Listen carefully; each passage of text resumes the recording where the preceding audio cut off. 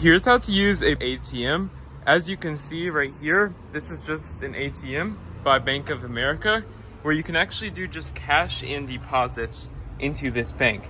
Now, I recommend using a Bank of America card because it gives you 0% commission fee. Typically, it's like 3 to 4% depending if you do not have a Bank of America card.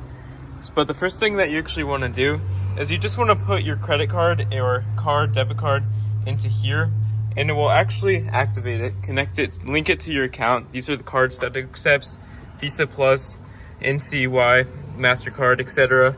And you just want to put the card in there and just enter in your PIN if you have one. Not all cards have one. It doesn't require a PIN, but if you have one, just put it in. And then from here, it will give you access to this screen where you can actually just link your card to this ATM. And once you do that, you can withdraw cash. You can even deposit cash into this ATM by inserting cash or a check into this deposit right here. And it will actually give you the cash out right here, the take cash out option. And when you're done, you just want to remove your card after you click cancel or end transaction on the screen. And this will actually end your deposit. And just remember to take your card. It's easy to forget cash or card. Just make sure you're still not logged in. And yeah, you can even tap your card.